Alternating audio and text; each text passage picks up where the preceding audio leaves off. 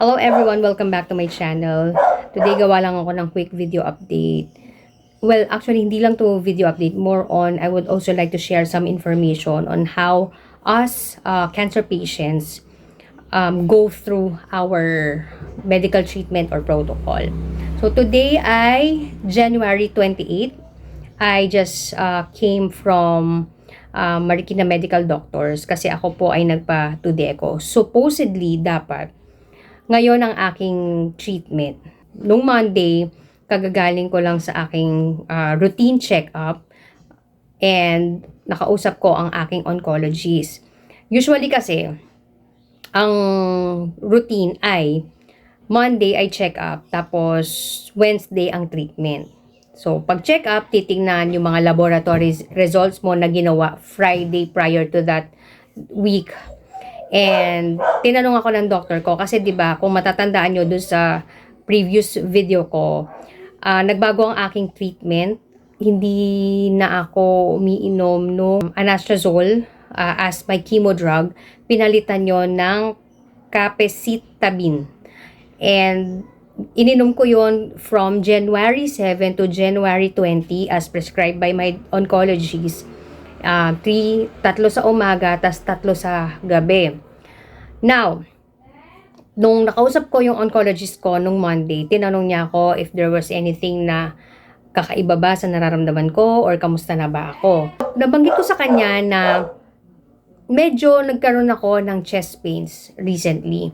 Yung parang lagi may nakadagan. Although hindi naman ako ganun nahihirapan huminga, unlike before kapag inaatake ako ng hika. Medyo meron lang chest pain. And it could also be a side effect of trastuzumab. Kasi yun yung treatment ko naman talaga. Trastuzumab every 21 days. Ini-injectan ako dito sa may braso or sa may hita. And yung side effect talaga ng trastuzumab is sa puso. Kaya monitoring talaga ang nangyayari sa aming mga heart kapag ka ganon. Pinapa-2D echo kami. My last 2D echo was August pa. Kaya sabi ng doctor ko, sige, wag muna tayo mag-treatment this Wednesday. I need your 2D echo and ECG first. Kasi since may nararamdaman ka na nga, malaman natin kung okay ba talaga yan. So, ang gusto ko lang bali i-share as information sa mga tao na interesado malaman kung paano ba ang nagiging treatment namin mga cancer patients. Actually, iba-iba siya eh. Iba-iba ang protocol kada pasyente. Merong patients na weekly ang treatment, merong kada 2 weeks, merong kagaya ko 3 weeks.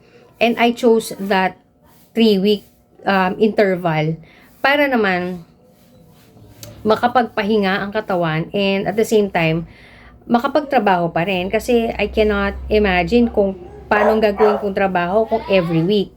Bali mangyayari, Friday pa lang, laboratory, Monday, check-up, Wednesday, treatment, ano nang matitira sa akin na pahinga. So, maganda na rin yung 3 weeks ang interval, kaya pinili ko na rin yung oral chemo na palitan na lang instead of going through a weekly chemotherapy.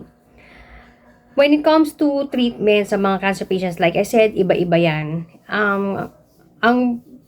Siguro ang naging pareho lang kami is that whenever something is wrong with your laboratory or hindi pumasa yung mga result na yon sa oncologist, napopostpone talaga ang treatment.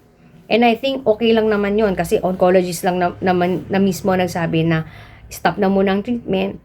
And gaya ng mga nakakausap ko rin sa hospital, sometimes their platelet is too low, so hindi yon pinapayagan. Sometimes yung CBC nila or WBC or whatnot, hindi pasado sa oncologist, kaya napopostpone. If you are a newly diagnosed cancer warrior, you might as well be prepared sa mga ganitong klase ng sitwasyon.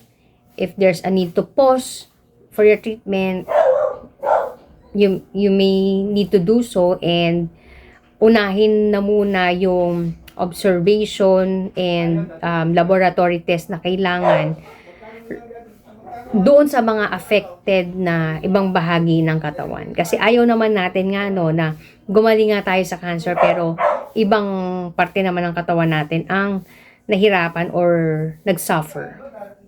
I think that's about it. I'm going to provide any update kung ano man ang aking mai-provide soon, and hopefully okay ang result ng aking 2D echo and ECG, and hopefully this is something na hindi naman serious kasi syempre 'di ba kawawa naman din ang heart kapag nagsuffer yon.